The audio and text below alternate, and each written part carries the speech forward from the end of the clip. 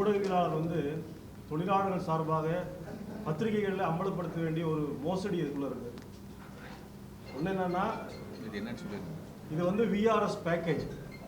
அவங்க வந்து தொழிலாளருடைய இக்னரன்ஸை பயன்படுத்திட்டு, அறியாமையை பயன்படுத்தி நிறுவனம் அறிவித்திருக்கிற விஆர்எஸ் பேக்கேஜ்.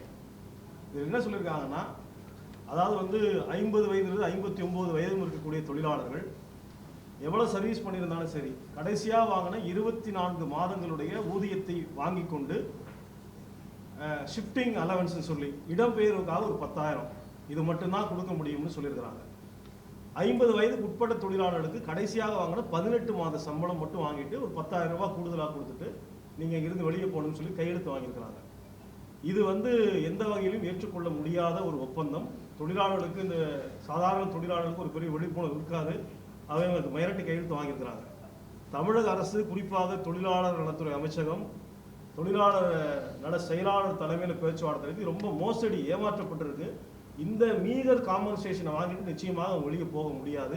அவை எவ்வளவு பெரிய நிறுவனம் என்பது தொழிலாளருடைய அறியாமையை பயன்படுத்தி ஒரு மோசடியில் விட்டிருக்கிறது செய்தியும் சேர்த்து நீங்கள் ஊடகத்துக்கு கொண்டு போனீங்கன்னா, தமிழக அரசுக்கு இந்த பத்திரிகையாளர் சந்திப்பு வாயிலாக இந்த அமைப்புகள் கொடுக்கக்கூடிய அழுத்தம், விரைவில் அனைத்து கட்சி போராட்டம், அனைத்து தொழிற்சங்களுடைய போராட்டம் வந்து திருநெல்வேலியில் நடக்குது. இதையும் சேர்த்து கொஞ்சம் தோழர்கள் கொண்டு போகணுங்கிறதா.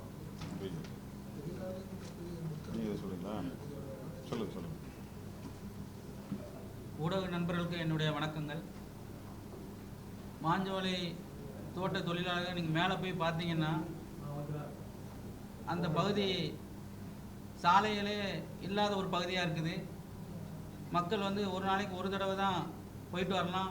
பெண்கள் மாதத்துக்கு ஒரு முறையோ இல்லை வருடத்துக்கு ஒரு முறையோ வெளியே போகிற ஒரு சூழல் தான் இருக்குது.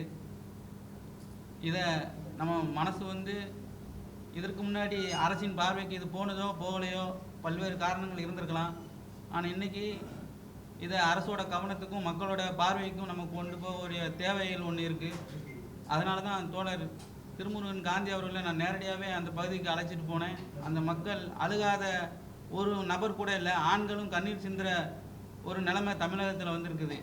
அப்போ இதில் வந்து நம்ம அரசியலாக இதை பார்க்காம ஒரு மக்களோட வாழ்வாதார பிரச்சனை நினச்சி ஊடக நண்பர்கள்லாம் நீங்களும் உங்களோட பங்குக்கு இது தமிழக அரசோட பார்வைக்கு கொண்டு போகணும்னு சொல்லி அந்த ஏழை மக்களின் சார்பாக உங்களோட கேட்டுக்கொள்கிறேன்.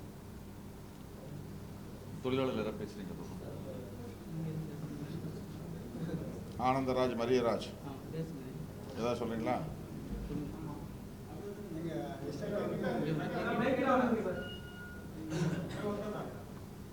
அரசு எடுத்து நடத்தணும். சத்தமா பேசுங்க. அரசு எடுத்து நடத்துறோம். அதான் முக்கியமான பகுதியை. அடுத்து இந்த நஷ்டஈடு கொடுத்துருக்கிறது வந்து வெறும் 15 நாள் 20 நாளைக்கு தான் கொடுத்துருக்காங்க வருஷத்துக்கு.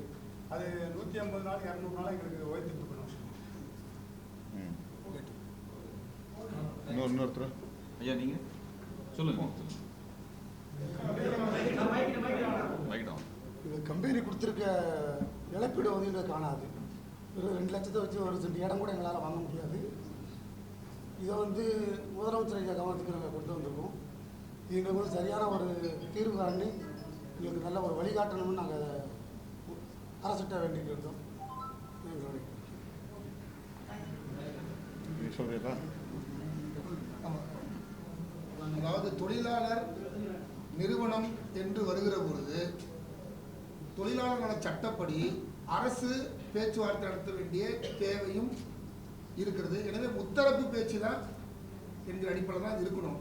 இருதரப்பு பேச்சாக இருப்பது என்பது ஏற்றுக்கொள்ள முடியாதது.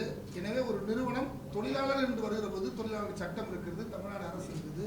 எனவே அரசு தலையிட வேண்டும். முத்தரப்பு பேச்சுவார்த்தையாக இது மாறினா தான் தீர்வு கிடைக்கும் என்பதை சொல்லிக் கொள்ள கடமைப்பட்டுக்கிறோம்.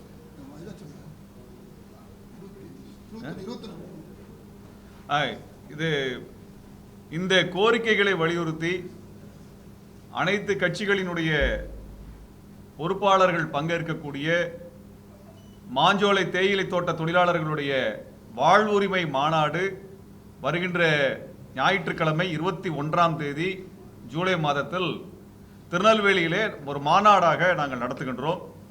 அனைத்து கட்சியினுடைய பொறுப்பாளர்கள் பங்கெடுக்கிறாங்க. இது மக்களுடைய கவனத்திற்கு மட்டுமல்ல, அரசின் கவனத்திற்கு செல்ல வேண்டும் என்பதற்காக இந்த மாநாடு ஒருங்கிணைக்கப்பட்டிருக்கிறது. மே 17 இயக்கம் இதை ஒருங்கிணைக்கிறது. அனைத்து கட்சியினுடைய ஜனநாயக அமைப்புகளினுடைய பொறுப்பாளர்கள் இந்த ஜூலை 21ஆம் தேதி மாநாட்டிலே பங்கேற்கிறார்கள். இந்த மாநாட்டிற்கும் நீங்கள் ஆதரவு தெரிவித்து அதன் மூலமாக 4 தலைமுறையாக வெள்ளையர் காலத்திலிருந்து சுரண்டப்பட்ட ஒரு மக்களுக்கான நீதி கிடைப்பதிலே நாம் அனைவரும் ஒன்றாக கைகோர்த்து நிற்க வேண்டும் என்பதை இச்சமயத்திலே நாங்கள் வேண்டுகோளாக முன்வைக்கின்றோம்.